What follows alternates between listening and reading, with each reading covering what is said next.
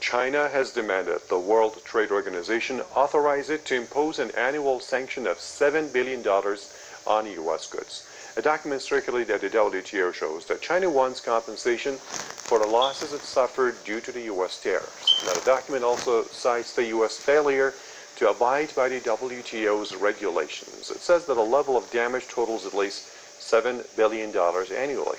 Now, this as Washington has threatened to slap tariffs on all Chinese goods. The White House has already slapped hefty tariffs on some of the Chinese products.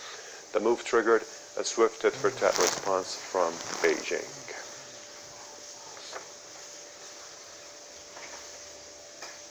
Now, from South Bend, we'll have E. Michael Jones, who's an editor with Culture Wars Online magazine.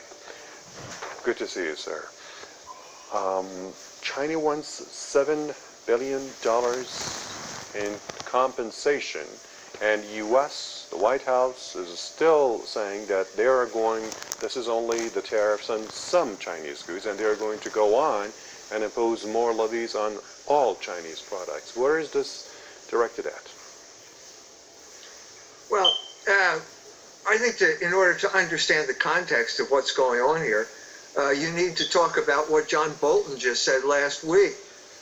He gave a speech to a group called the Federalist Society in which he said they were not going to, not only were they not going to listen to anything that the International Court had to say about war crimes in Afghanistan, they were going to punish any nation that collaborated with the court.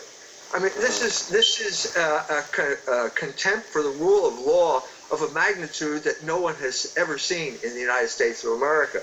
So if the Chinese are planning to go to a court and get compensation for their losses, all I can say is good luck. I don't see how anybody's going to get anything from any type of international organization from the Trump administration, given the attitude that they have expressed toward rule of law. So what would you advise the Chinese do? The Chinese, I think, are in a position where they have to make a pivot. Okay, they rose to the position where they are now by being the cheap labor capital of the world. That is maybe a good beginning, but it's not a strategy that can last over the long haul. All you have to do is look at India, and you'll see that that's not going to work. So I think at this point, the Chinese are going to have to cut their losses. They're going to have to wave goodbye to the United States of America, which is now sailing toward an isolationist position. And I think they're going to have to look eastward toward Europe and consolidating a market, which is now the biggest market in the world, namely the market of the Eurasian landmass. In order to capitalize on that, what they're going to have to do is raise wages in China.